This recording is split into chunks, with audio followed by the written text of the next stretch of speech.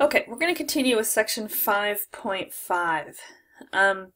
We're going to now take the properties of exponents that we've learned, and instead of expanding to write logarithms as a sum or difference, now we're going to write each logarithmic expression as a single logarithm. And some textbooks call this contracting. Okay? Alright, number one. We're going to take log base 3, the square root of x, minus log base 3 of x cubed. And we want to write it as a single logarithm. And simplify it, of course. Now notice these logs have the same base, and so when that's the case, if we're subtracting two logs from each other, we can divide the inputs into the function, right, and make it into one logarithm. So we get log of the square root of x over x cubed. Now this fraction can be simplified.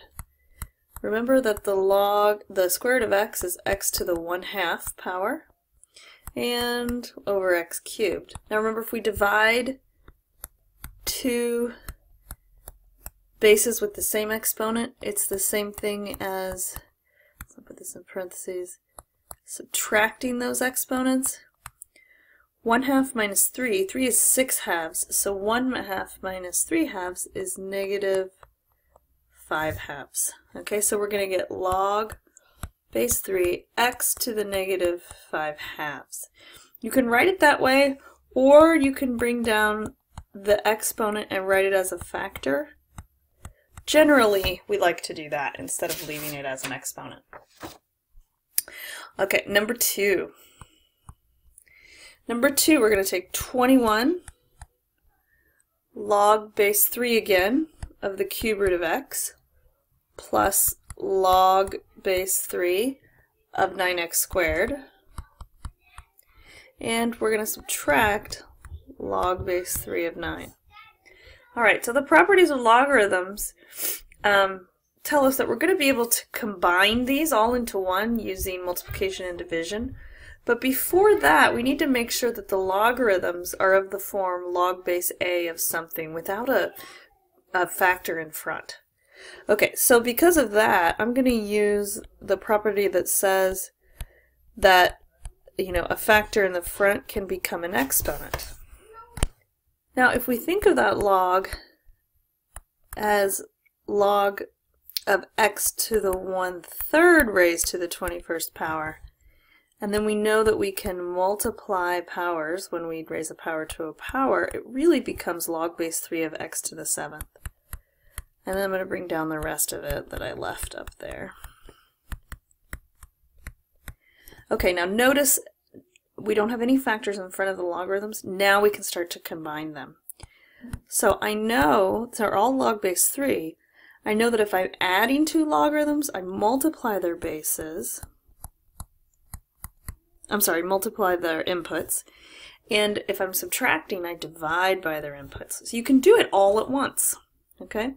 Now the 9s will cancel because they're both factors of the numerator and the denominator. And we can also see that, oh, look, we're going to get log base 3 of x to the 9th. And if you wanted to, although I'm not sure what the system is going to want, both of these are exactly the same. 9 log base 3 of x or log base 3 of x to the 9th. Okay, so I would take either answer on a test.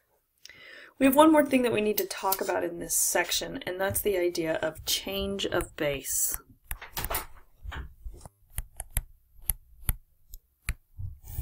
Alright, I want you to recall something from the beginning of section 5.4. We looked at that word problem to find out after how many years should we sell our car, right, if we wanted to earn $8,000. And we had this equation, and I said, well, we can solve it by doing log with base 0.9 of 8,000.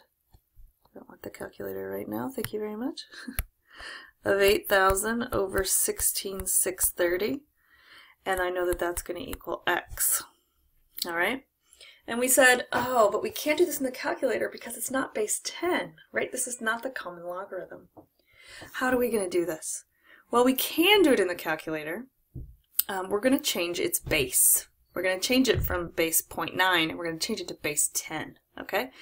So let's go back. First of all, I'm going to erase this so that we can go. So we're going to go back to this exponential formula, okay? We're going to do a little bit trick. And this is the same trick that you're going to do in section 5.6 quite a bit, is we're going to take the logarithm of both sides. Now, the logarithm is something that we are introducing. So I can take the logarithm of any base of both sides of an equation and it remains equal, right? Because remember the original things I'm taking the logarithm of are equal. So if I take the logarithm of two equal things, those two logarithms are also equal.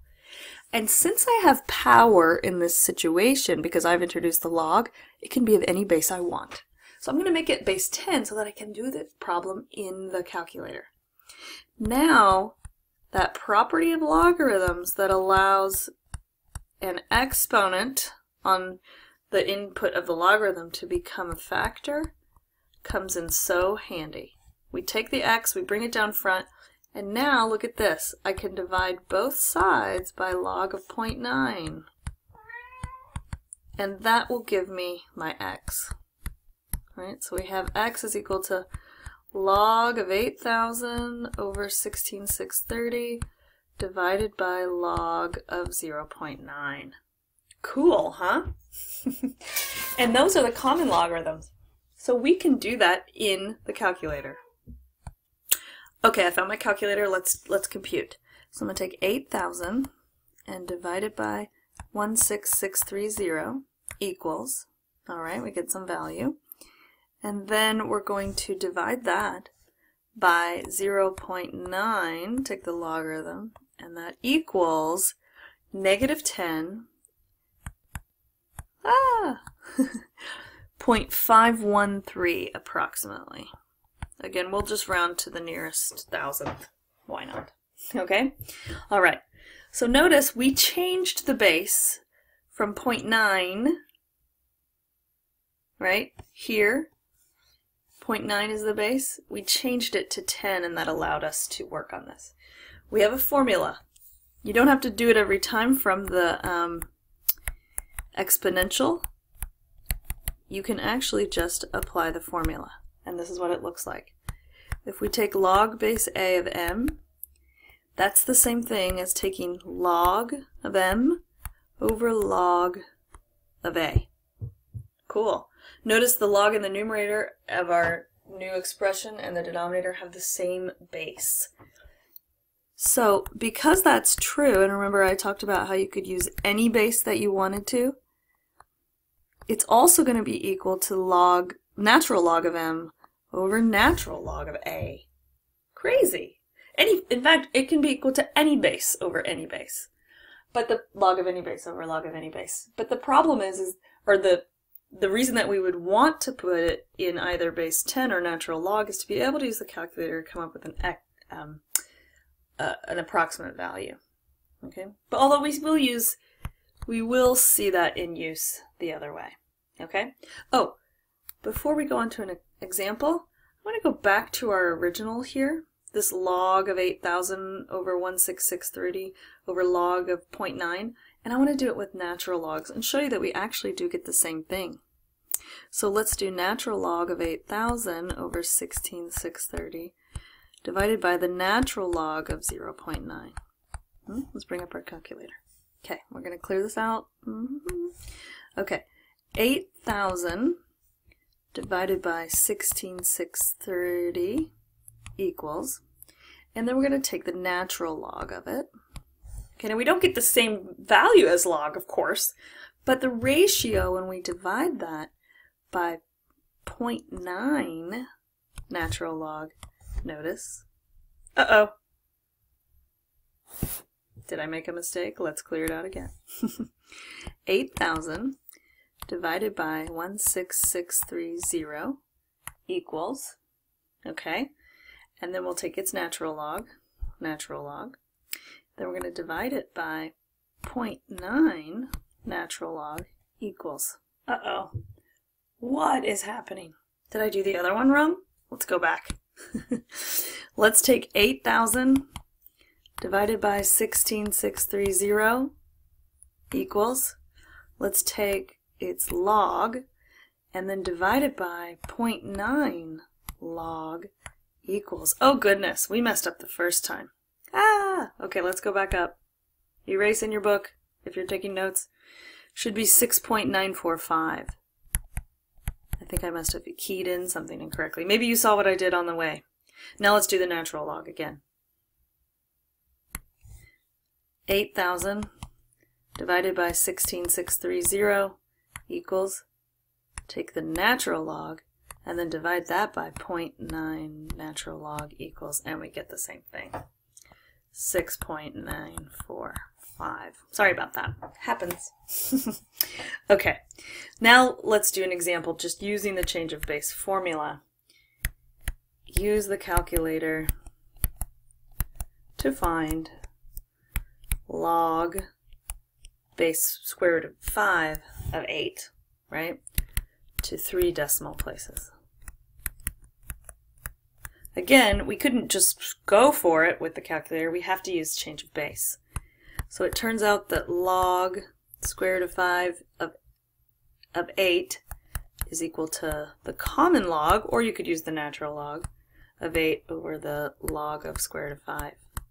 Okay, now let's bring up the calculator. We're going to clear this out and take 8 log equals and divide it by 5. Where's the square root here? The square root log equals, and we'll get negative 24. Let's do it here. Negative 24.529. Okay, and it should maybe make sense that it should be a negative exponent, right?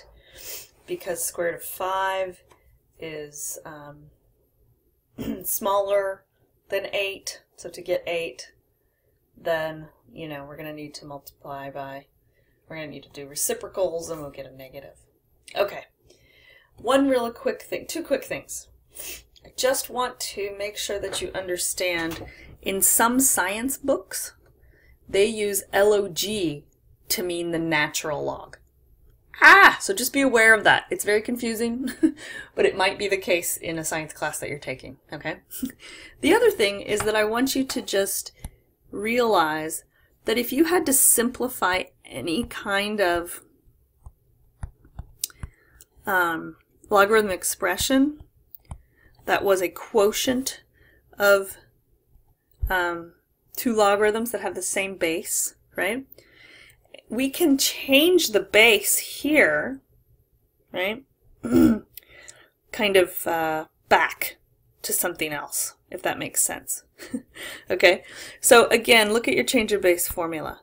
It says that log base a of m is log of m over log of a. So this time we have something that's like the right side of this definition, yeah?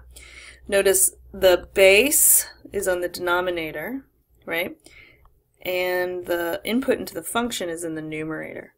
So if we wanted to make this, oops, I don't need the line. If we wanted to make this into one logarithm, the base is going to be the denominator, the input of the denominator, pardon me, it needs to be small.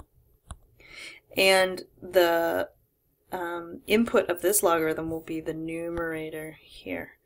It would simplify to log base 5 of x. So I just want to show that you can do it both ways, and that can come in really, really handy, especially when you're trying to simplify answers. We generally think of one logarithm as more simple than 2 in a ratio to each other.